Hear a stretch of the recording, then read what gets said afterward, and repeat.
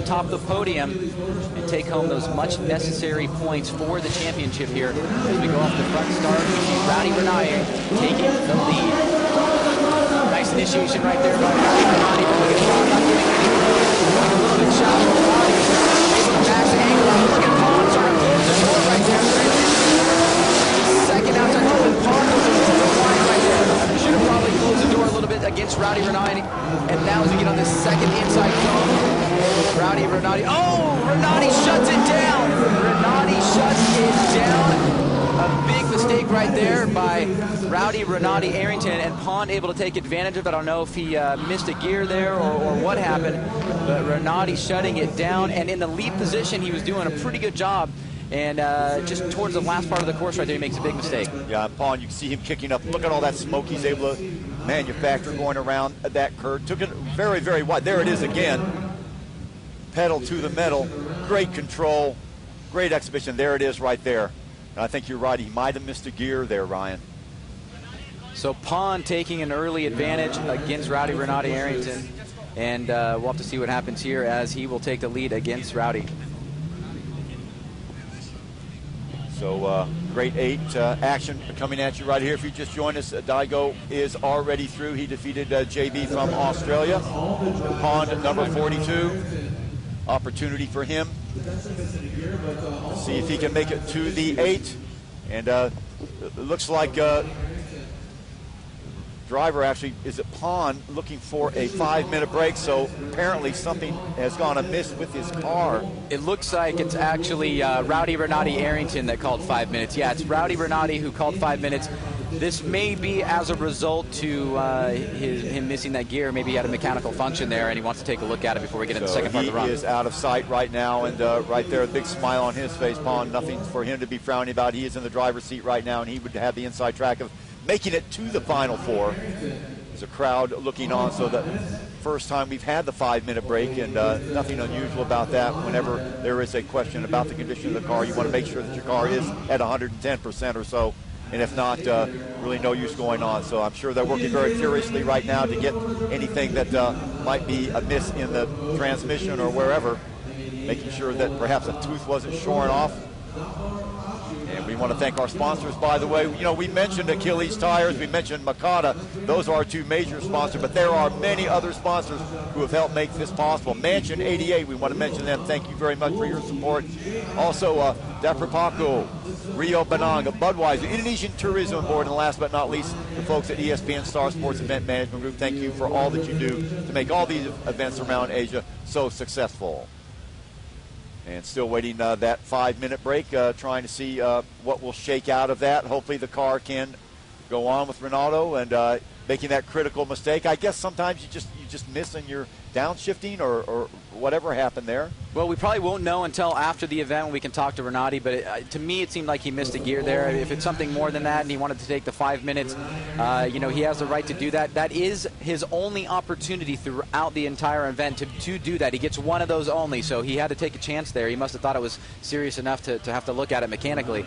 Now, if he can't make it back in 5 minutes, he will be eliminated from the event, so who knows what's going to happen.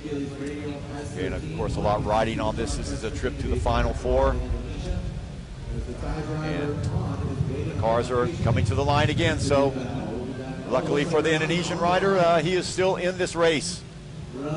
So Rowdy Renati Arrington able to do whatever he needed to his car to get back to the line. So now we will see the second half of this run as Pond will be taking the lead against Renati, who made that critical error, Chuck, in that first part of the run. Can he redeem himself right here, right now?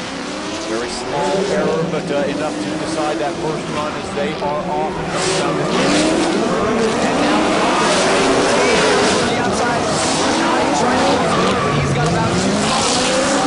Pretty good line and angle by both drivers. Obviously out front, being able to establish a lead right here. Nice job on that inside clipping point. Rowdy Renati Arrington coming back around, trying to put some pressure on Pond, but nowhere to be seen. And Pond crosses the finish line, and it looks like the judges are shaking their head that Pond is going to move on, but let's wait for the official score. Yeah, it looked like Pond had a sizable lead coming off that last turn and easily outdistances his opponent, so perhaps not able to shake off whatever was bothering him with his car before, at least mentally.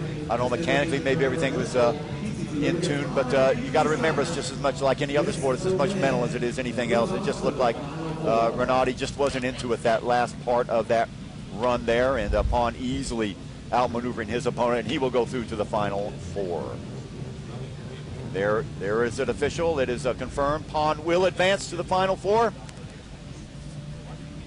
And we're ready for the next duo coming up. And Dimas Agil going against Rio Bodehajo.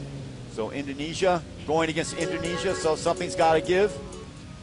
The Indonesians snuffed out of that last race. Agil probably the little bit better known driver, but Rio has a very, very big following. We saw him in Singapore as well. So we'll see what shakes out. This number 210 going against number 214. And Dimas, very impressive in his last battle, able to maintain some really good pressure in the chase position. And these drivers are really starting to learn how to do the chase position properly, maintaining the pressure, good line, good angle. As we get off the front straight here, Dimas will take the lead against Rio. Remember, Dimas upset Pon in that last race, so he's got the full power right now. And a nice angle right there by Dimas for Rio, trying to close the door. You can see Dimas transitioning back around. Oh, a little mistake right there by Dimas. Kind of straightens, loses his way, not able to shoot towards the outside zone right there. And Rio right on the back bumper of Dimas as they get into this last inside clipping point. So a good back and forth battle with a little mistake up front by Dimas. Rio capitalized on that. Good proximity all the way around, and the crowd really feeling this battle right here, Chuck. Very tough around those curves. It looked like Dimas was trying his best to lose him, but Rio was having nothing to do with that, staying right on his tail, pressuring Dimas from start to finish. You look at it again. You can see right here, lots of smoke on track. Rio starts to close the doors. We hit that first inside clipping point, and then a little bit of straightening right there by Dimas. And then again, lots of pressure, both guys running a very good line just about till that point. So a back and forth battle. And here we go. Now we will see Rio take the lead against Dimas. It's really a run that Rio needs to win because very iffy who the judges would give that first run to. So look for him to come out and be a little bit aggressive at the beginning here, try and build a lead. Dimas will try to reel him in. So just about ready to get underway here. Exciting stuff here in Jakarta. If you just joined us, we are in the final 8 portion of this event. And here we go, off the front straight, Rio to take the lead. Dimas diving in that BMW. Nice transition right there. Good initiation, shooting out towards the outside wall. Kind of shallow. Dimas, Rio having determination right there. So loud on track as we transition back to this outside wall right here, Chuck. And Dimas trying to close the door. A little bit of a flub right there. Nice job by Rio on that inside clipping point, also by Dimas. And then a nice transition into that clipping point right there as we cross the finish line. So back and forth battle. A few mistakes by both drivers, but good proximity, decent line, good angle. This is going to be a tough one for the judges here as they think about who might have won that run. Now, if it is too close to call, Chuck, and the drivers have put forth a battle, the judges may call for a one more time, asking the drivers, we'd like to see that battle again. So they have that opportunity, and we'll have to see what is the outcome of this battle against Dimas and Rio. Yeah, it could just be that because we saw very, very narrow win for Dimas in the first run, and then the second run, Rio returning the favor. So it would make sense perhaps to make them go at it one more time, assuming that the cars are in good enough shape. And we'll see what happens. Yes, they're going to do it one more time. Good call. And that's one of the more exciting portions of these events, is actually seeing two drivers battle it out, going back and forth, maximizing the line, maximizing the angle, showing the skill to each other. And then it's so close to call, the judges can't decide. They either unanimously or are able to make the decision that they want to see the battle one more time, and the fans get to enjoy it one more time. So, split decision. Unlike boxing, they won't. Boxing, maybe they won't box another round, but in this sport they do. So they'll put the gloves on again, so to speak, and go right back at it. Now this is assuming that both cars are in ship shape. And we saw the hood going up on Rio's car, so we'll see. Yep, he appears to be okay. A little bit concerned there with Rio's pit crew opening up the hood, and I guess they were just checking things out, making sure that the car was ready to go for a third time. Yeah, absolutely. If you've gone this far and you've made a one more time battle, you want to make sure that you can take this home. So the car's got to be compliant, the tires got to be good to go. The race officials will give them an opportunity to take a look at the car, make sure it's all good and not too hot. And here we go. One more time battle between Rio and Dimas. See how they're going to play this. Will they come out and it doesn't look like it. They're going full throttle. Wow, nice move right there by Dimas. Rio closing the door, literally inches away from Dimas. A little bit of trouble with the transition right there, and no space. Rio is putting on the pressure in the rear position. Nice job as it transitioned back. Oh, Dimas not able to handle the pressure, Chuck, and spins out. That was unbelievable. Well, garnered a lot of speed coming around that corner, but unable to straighten up the ship, and Rio just laying in wait is able to pass him up. Terrific race, and so much for them playing it conservative. They let it all hang out. So we're seeing the judges debate right here. They want to know whether that was a clean spin out by Dimas, or was there any pressure applied actually physically to the car to cause a spin out. The way that I saw it, looks like it was a clean spin out to me, but maybe the judges saw something different. No, it looks like he just transitioned too hard right there and overextended the car. Rio could not do anything about it, but it let him actually make that move, and so he goes off course. I have to imagine that it's going to be Dimas that is going to be credited with the air right there. You can see that they're waiting for this next part of the battle right here as the judges are talking to each other, trying to figure it out for themselves. But, you know, we'll see what happens, Chuck. Well, tough call. The judges have a lot of expertise between them, so no doubt about it, they're going to get it right. But Rio has to feel that he might have been impeded just a little bit, and then that should weigh in the decision of the judges, so we'll see. And it looks like, Chuck, that they are going to call for a 5-minute. Not sure which driver actually called for it at this point, but driver 214 actually calling for a 5-minute. So he wants to take a look at his vehicle. Maybe he thinks his spin out was as a result of something mechanical, but he's taken the opportunity, the one that he gets throughout the competition, Chuck, to assert where he's at this point. If his car's got some problems or if he just needs to take a break, whatever it is, he felt was important for him to take this 5 minutes, settle down, and try to approach this next part of the battle with as much confidence as he can. Well, big implications, because if he cannot continue, of course, Rio would automatically step through and make it to that final 4 position. But right now he wants to make sure he's more concerned about his car and the mental pressure that's involved in this too. Just have no idea. You know, a run lasts maybe, what, 15, 20 seconds, but all of that pressure coming down on you in a race like this, where every point, every little turn, every movement you make is so critical.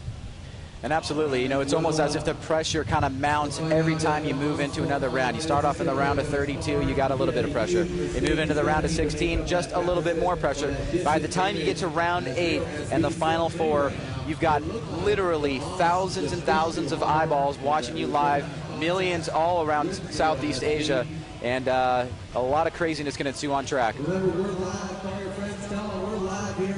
Okay, Ryan, so you were there in Singapore live and with the event last time. That sort of give me some comparisons between the race here and the event in Singapore. Well, I'll tell you what, you know, being in Singapore, you're on the Formula One circuit, so it gives you kind of the vibe of that actual track, you know, and being there with some of the top race car drivers in the world that are competing gives you that element. Here in Jakarta, what I've noticed is the fans are absolutely nuts about drifting, and so much to speak that we've actually gone to the Jakarta International Expo and created a drifting facility, a professional drifting facility, basically right in downtown Jakarta. So to give these fans an opportunity to see some professional drifting and how it compares to the other rounds, it's just been amazing to see the way it's developed, and we are definitely looking forward to coming back here again. Well, this Asian circuit has certainly expanded. We also have Thailand on the map. That will be a little bit later. That will be the next event. But, yeah, this duo between Singapore and now Jakarta just seems to pick up more fans as it goes on. It's sort of like a snowball going down a hill. And more fans you can see all over the place. When I walked in the facility this morning around 9 o'clock, there were still people already milling around. And by 10 o'clock, it was a flood of people. Now all of these stands are filled. The vendors are going full tilt. Food's for sale. If you get a chance and you're in the area, come on down. We got a lot of racing to go still. And we're still waiting for the 5-minute break here. Again, Dimas, if you just joined us, call the timeout to assess any problems he might have with his car. Very tough decision by the referees. In fact, they made them race a third run, so we still have no idea who will go through to the 8th, but we will momentarily, and we'll give you that decision just as soon as we have it. But Dimas right now, you can see him in his car as we look at the ESPN Star Sports logo, the event management corporation that made this event possible as well. We do want to thank our sponsors, Mansion 88, Deeper Paco, Rio Benang, Budweiser, and the Indonesian Tourist Board. All right, I think we've got the decision now, and except the drivers are back, so we will run it again. So here we go, the last half of this battle right here. Dimas and Rio, and a lot of crazy action on track. Will we have a winner right here as they set off from the start line? And now Rio coming down the front straight, nice initiation right there. Dimas trying to close the door. Look at the pressure right there, nice job. A little bit on the inside, but great job on proximity. Good job on that inside moving, transitioning back around, shooting towards the outside wall. A little bit of a mistake right there by Dimas. Rio now coming in on that inside clipping point. Good job right there, transition back around. Dimas starting to close the door just a little bit towards the last part of this run. And a great clean pass by both competitors. Judges shaking their heads, and will we have a winner? I got to say, Rio had a really good opportunity right there to capitalize on the lead run. I think he did a good job, and Dimas made a few mistakes, so we'll go to the judges' scorecard to figure out who won this thing, Chuck. Going to be very, very close, but I tend to agree with you, Ron. I think Rio did just enough to pull it out towards the end, especially the last part of the race. Check it out again, coming around that corner, and you talked about Dimas trying to shut the door, narrowly missing that time. And whose guess? It looks like perhaps, yes, it is. Car number 210, it will be Rio who does, in fact, go through to the final 4. So it took a long time for us to get there, but worth the wait, no doubt about that. They had to rerun it. Dimas right there, called the 5-minute break, tried to settle his nerves and whatever problems there might be in the car, but to no avail. Rio goes through. Now we are ready for our last of the final 8. Reggie, Angora, and Ruli Armando. Check that. Yes, it is those two. So Indonesia going against Indonesia one more time. And as we said before, 5 Indonesians getting to this stage. So a great showing by the drivers here locally. Our last battle of the Great 8 before we move into the Final 4. Lots of action on track. And it's great to see these drivers been developing all weekend long. It's all basically coming down to this as we get into the Final 4, where a lot of the points are taken home for the championship. And then Daigo Saito out front with Nan in second, Ken Gushi in third. And who will take the lead home here? As you see Reggie going up against Armando. Reggie beating Danny in the race before this. Armando, nice job right there in the lead. Transitioning back around. He's got about 2 car lengths out ahead against Reggie. And now really, and a big mistake right there against Reggie, just not able to pull it together, goes offline, and he has basically given up on the run in the chase position. So a big mistake right there by Reggie. Armando obviously out front having a good run, and we'll get in the second part of this battle here in the Great 8 with Armando with a huge advantage. Yeah, Armando just cruising home that time. I think he saw in his rearview mirror what was going on with Reggie. Reggie just never really seemed to get himself involved in this first run at all, Ryan. You see right from the get-go, just not enough oomph there. Yeah, and you can see the gap establishing right here, and then obviously the mistake on the spin, losing traction. Armando doing a great job out front. But now Armando off to chase Reggie down. You never know what can happen. In drifting, there's always an opportunity for somebody to capitalize and be able to take out a competitor. But with a big mistake like that, he'd have to do something of equal value. So that's going to be the challenge. Yeah, he almost has to feel that Armando's going to have to make a mistake if he's going to prevail in this particular race. Such was the margin of victory for Armando against Reggie. But as you say, you never know. And just about ready to start here. So nervous times for Reggie. He's going to have to pull out something very, very special indeed if he's going to matriculate to the Final 4. Armando could be thinking about keeping his fundamentals in order. They are off. So here we go. Reggie coming out front. Armando giving a little bit of space. Now starting to initiate and close the door a little bit.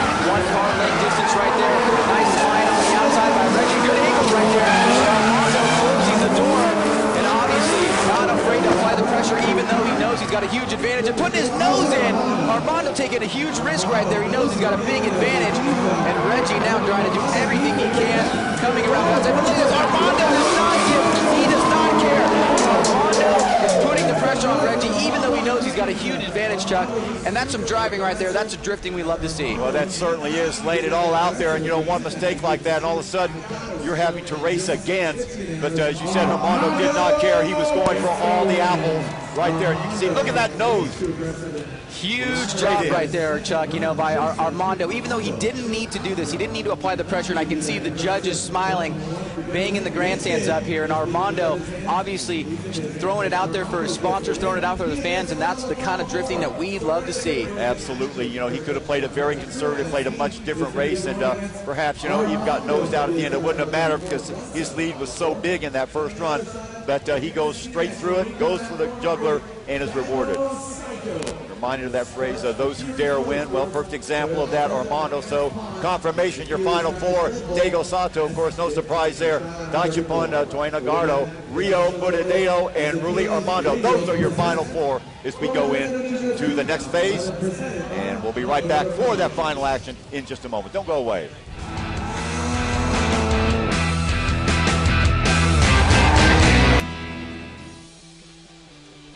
Hello, everybody, and well, of course, the emphasis rightly should be on the runs that we have been seeing, the great runs of the Achilles Formula Drift, sponsored by Makati, but also there's a lot of other stuff going on behind the scenes. Vendors have their stalls up, people are able to walk around, and there are some activities that we want to actually show you that happened not today, but yesterday when this event really kicked off. So let's look at some of these things.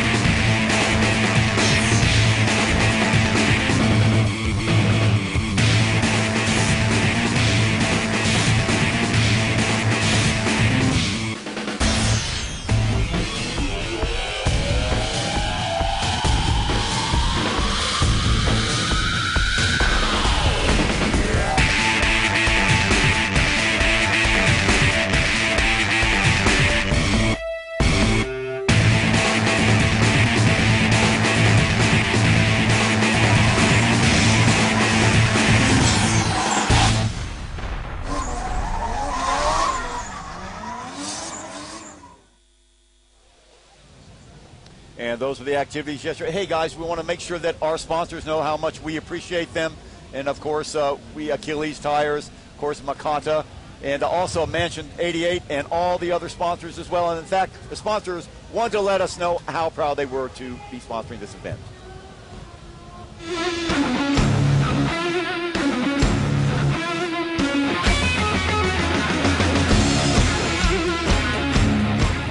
First time we sponsored the Formula Drift Indonesia.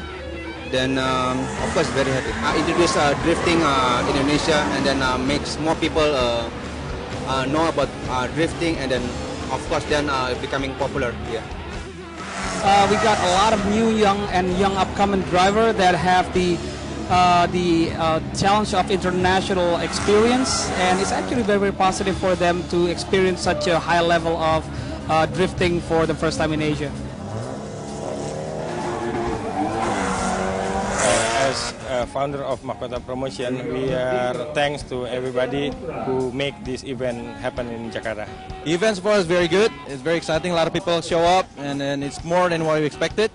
Pretty sure next year more people will be involved. So it's going to be a lot bigger. The place is going to be much bigger than this, and then it's going to be more great. Well, those are some of our sponsors, and you can tell by their reaction that they are very, very proud indeed to be part of this event here in Indonesia. The Achilles Formula Drift, sponsored also by Makota and all of our wonderful sponsors. And here is the VIP tent, and we just talked about those sponsors. This is where they hang out all day. So just getting the best seats in the house, and why not? They're the ones that paid for all this to begin with. So we want to thank our VIPs and our sponsors for being such big supporters of Formula Drift here in Jakarta. Now the weather, well, the weather is beautiful here. It is overcast, perfect day for racing. It's not too hot for the spectators or our VIPs or the people that just want to stroll around and look at some of the venues here. And Ryan, just a wonderful atmosphere for Formula Drift. Absolutely. I mean, look at this course that's been put together. We've got a 5-turn course that literally came out of nowhere. This is not a racetrack. and it's been a great job by the organizers and, of course, the drivers to put on a show for all these fans. That's right, and the fans still streaming in here as we are down to the Final Four. We've got that. We've got the finals. We've got the third, fourth place race. So a lot of action still to come up today, and people spending their leisurely part of their Sunday afternoon to be here. And there is another shot at the VIP lounge right there where our sponsors, again, are hanging out. And our drivers, you know, giving some clinics and giving of their time, giving back to the fans. That's what it's all about. If you want your sport to be recognized throughout the world, that is a prerequisite, and the drivers gladly spending their time to educate and to entertain the crowds all around here in Jakarta for this whole weekend.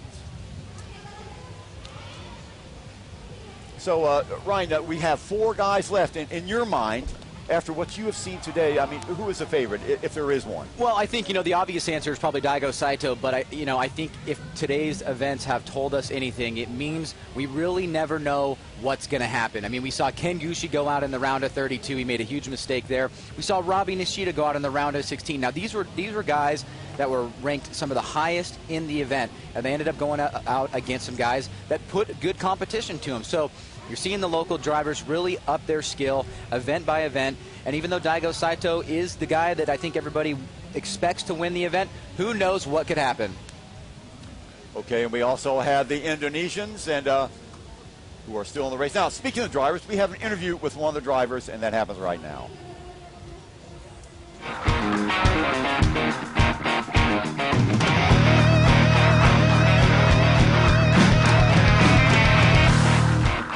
Since my last 2 events, I saw like it is more high speed for the entry, and it's more varies for the tracks. We have like permanent parking lot that we used to drift and make like permanent tracks. So yeah, that's a bit different from States.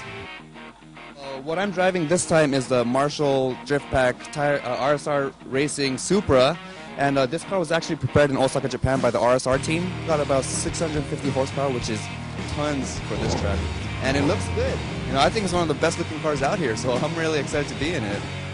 I guess like for the other drivers, the Jakarta drivers, their standard is pretty good as well. I think with nowhere to practice and the limited space they have, I think they're pretty good.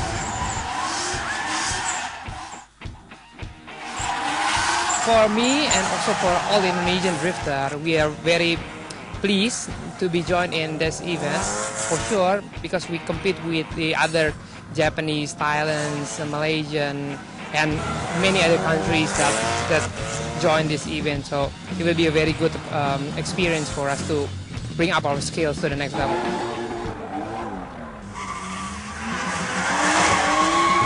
Misconception. Well, that's kind of hard. Drifting is just purely what you see, you know? It's a judging sport, but to me it's almost like instead of doing speed skate, it's more of like figure skating. And if you look good, you drive hard, and your passion, if you can show it to the judges and the fans, I think everybody's going to love it. Indonesia is quite very interesting. I mean, like it's very similar to Thailand, but it's much bigger for the parking area. I believe Indonesia is very, like a rising star in the drift in this area.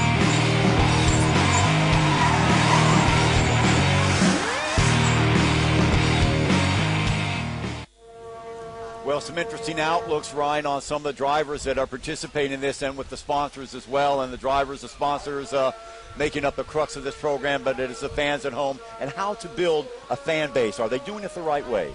Absolutely. I mean, I think, the results speak for themselves. If you're able to go to different countries in Southeast Asia and see the kind of crowds that we're seeing and see sponsors come in and be able to help support not only the event production side of things, but also the drivers themselves. It's almost like a double tier that they are fulfilling by putting these events on, starting with the event itself and then moving into the drivers. We're seeing lots of good companies get into this sport, and it's been amazing to watch it, not only here in Southeast Asia, but around the world, the support for the sport, and all the young kids that are really attracted to what drifting is, I think is probably one of the most exciting aspects of it.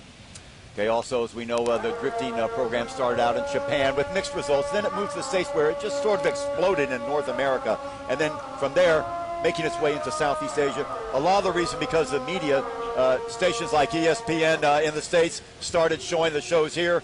Kids got involved with it, as you said, and then they started making courses. And then all of a sudden, because the economic situations around the world, depending on what region you're from, different countries started taking up the cause and importing the sport here, and that's how you grow a sport. And it has just been fabulous the way Southeast Asia has really caught on to the sport. Absolutely. I think, one of the interesting things that I've been exposed to is just watching the sport grow from the grassroots. The grassroots is really where it all started. It's kids taking the cars out to safe places, going out to tracks with professional guidance, and then all of a sudden here you go. You're doing an event in downtown in Jakarta in Indonesia, and also in Singapore, Malaysia, and Thailand, and that goes to show you the strength of the sport as a whole. That's right, Southeast Asia on the pioneering, cutting edge. And we have a lot of stuff coming up for you. We still have the national anthem. The singing of that will be coming up. Of course, then we have the Final Four as well. So lots of stuff coming at you here still on ESPN as we continue to cover the Achilles Formula Drift, sponsored by Makoda for 2011 here at Jakarta at the Jakarta International Expo at Kemarian. And as we talked about the weather, just ideal conditions, the nice and cool. A little bit earlier, it was up to 32 degrees. You can imagine how hot it is out on that track for the drivers and the pit crew and everybody else, as well as the spectators who are sitting nearby. All right, next stop will be the top four, and we'll be having that for you momentarily, but we're going to go for a break. We'll be right back here from Jakarta, the Achilles Formula Drift, sponsored by Makati. Don't go away.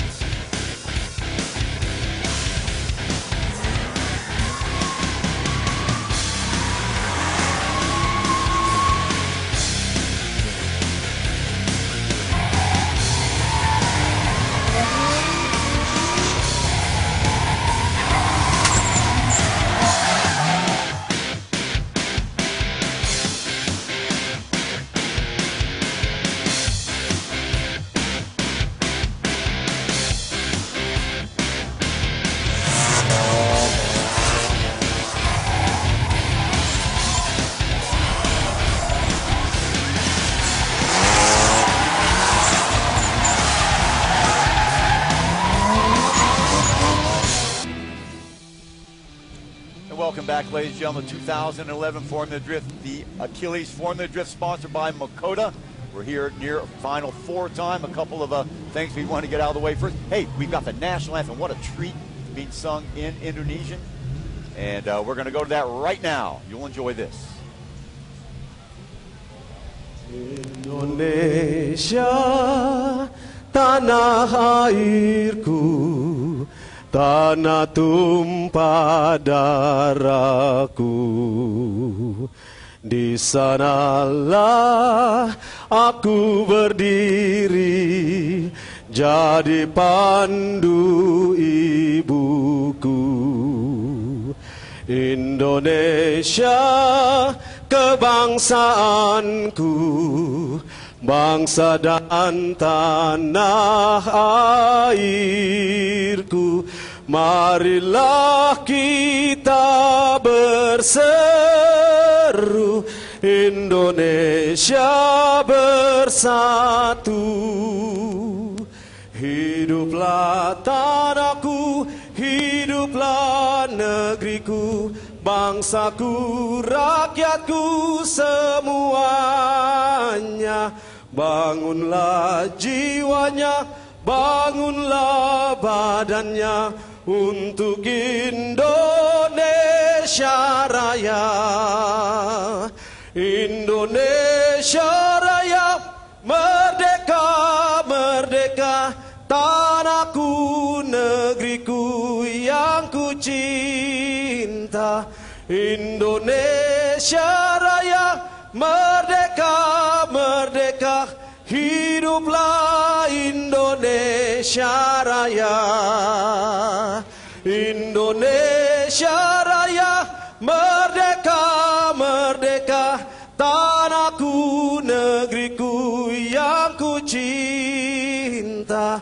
Indonesia Raya, merdeka, merdeka, hiduplah Indonesia Raya.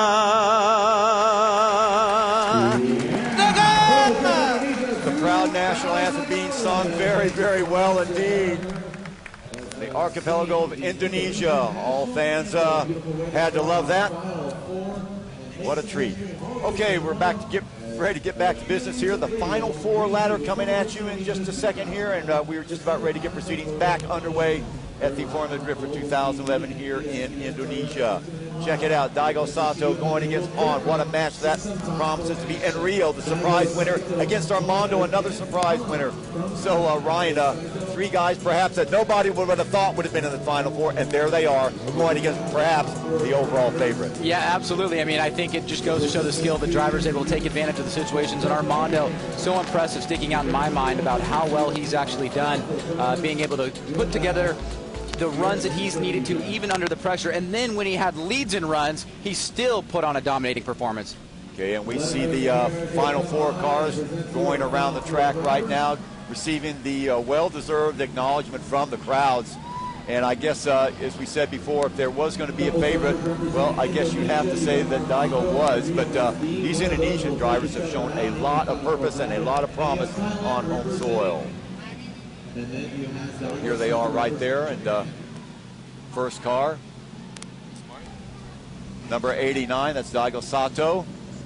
The white car, as we talked about, he would be the favorite, and I believe he will be up first. He'll be racing against Pon, the Indonesian, and then the other two Indonesians in third and fourth position. So three Indonesians out of the five that made the final eight are able to make it to the final four, along with one Japanese. Nobody would have thought that at the beginning, putting aside all the racers from Japan, United States, Australia even. So it is Indonesia against Japan. The one entry from Japan left in it, Daigo Sato. One thing's for sure, Chuck, is, you know, Daigo Saito has obviously put himself in a position to really jump out ahead in the points race for the championship. Having come into this round already in the lead, we know that he's going to get at least fourth place here. So that means he's going to be way out ahead against Nan, who went out early in the round of 16, and Kengushi, who went out in the round of 32. So Daigo Saito one step closer to a championship. But we still have many more battles to go before we get to a winner here in Indonesia. All the drivers being introduced to the crowd right now, and a very proud moment for them indeed. It's not just the points, it's not just the money, it's the recognition that you are the best in your sport. Of course, that is the overriding concern for these guys. And we have seen people that, you know, I'm reminded of that last race that we saw with Armando and Robbie. I mean, and Reggie. Armando, there was no really need for him to go out full tilt like that, but it was just pride in the sport that would not allow him to hold back, even though he probably could have won playing a lot more conservative or running a lot more conservative. He chose to go for it, and I'm sure the crowd really appreciates that. I think so. I think not only the crowd actually loves it, but the judges love it as well, and that puts you in good favor. I think, you know, these guys are out there to win, but they've got passion as well, and they're out here to show a good time to the fans and also to their fellow competitors, and to push the sport. And when you see guys like Armando taking the lead, putting on a great show, it really makes you excited to be involved in this sport. Finishing up their lap of honor right now. They'll go through a couple of the hairpin curves here, and you have to be here to appreciate the acuteness of these corners, the skill that it requires for these drivers to negotiate this course. And we're just about ready to start right now. There is Pon. He will be involved in this first race against Daigo Sato. So not an insurmountable challenge, but one that, you know, Saito is well respected, and Pon would like nothing more than to knock him off his perch right now. So just about ready to get underway. The final four here in Jakarta, 2011 Achilles Formula Drift, sponsored by Makoda. So here we go. Daigo Saito has been our #1 qualifier. He's in the final four. Saito on the left in the white car, and there was Pon getting some last-minute instructions from his crew with the black Red Bull car. Red Bull, just like they are in Formula One racing, are very heavily represented in drifting and in motocross as well. So Red Bull is forefront of motorsports all around the world in just about every discipline you can think of. Achilles Tires, of course, our main sponsor. We want to thank them for all the support they've given us in this event and others throughout Asia. Talking about tires, they've got like a warehouse full of discarded tires right next to us. We are just about ready to get underway. And I think that's an important thing to understand, is the tires are so important for this sport. You know, you're literally going through almost a pair of tires after 2 laps in these cars that, you know, have 500-600 horsepower. So you need to have a compound that is really able to hold up to the heat, hold up to the wear, hold up to all the different elements that these tracks that bring together, especially when you're dealing with different surface changes. So as you see Achilles rubber being burned off right there, you know that these drivers are in good hands as we get into this first battle, Chuck, of the Final Four. And look at the smoke around Saito's car right there. So making a statement at the beginning here. We'll see if that has any effect on Pond. I doubt it. Here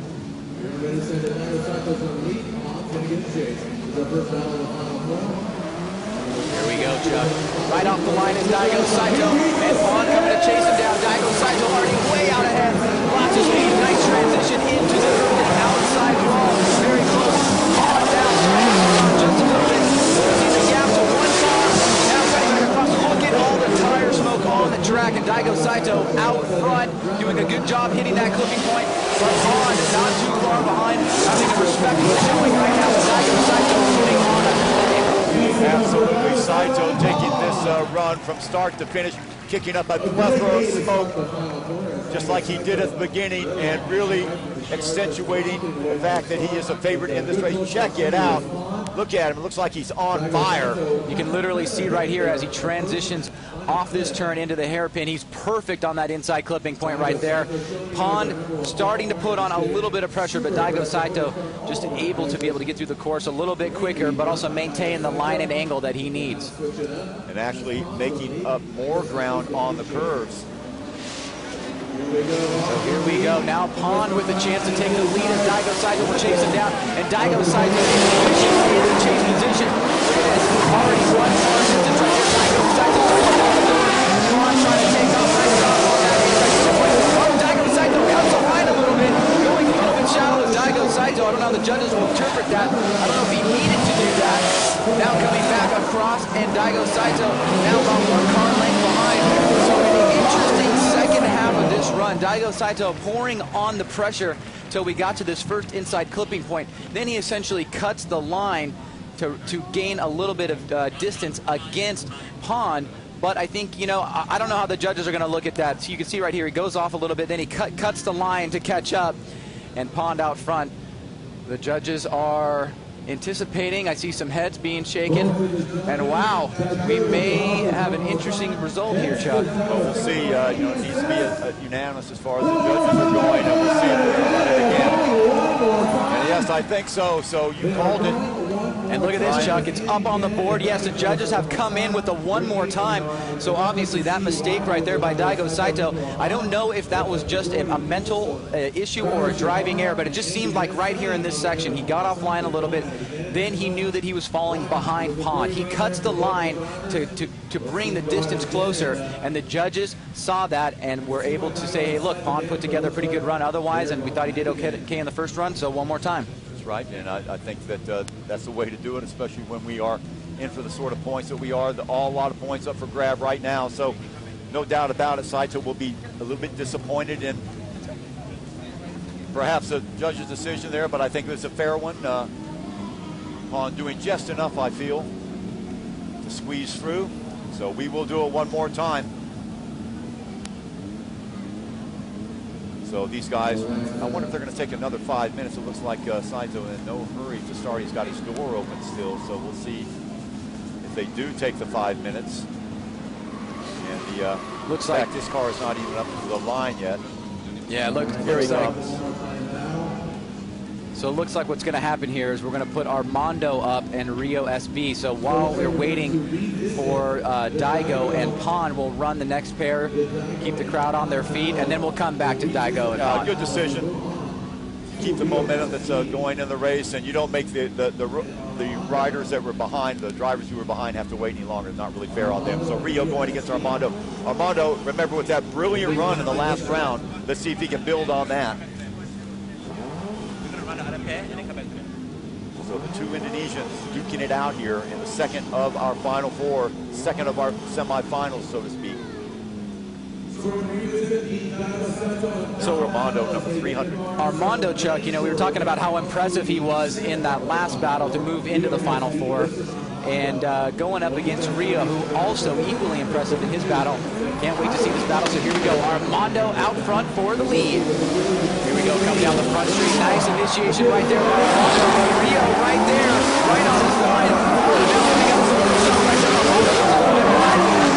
Nice job on the flipping point. Takes off the flipping point. Oh, and Rio shuts it down. Rio shuts it down. Armando is off to the races. Looks like a mechanical failure here of some sorts. But Rio having an issue in the chase position. Armando, I don't know if you saw that, Chuck, but he was so close to that clipping point that he took the sticker off without knocking it over. Oh, that's tremendous driving by Armando, and very, very unlucky for Rio. Tough break for him. Let's hope that he's able to come back, but very doubtful. Usually, if you shut it down in mid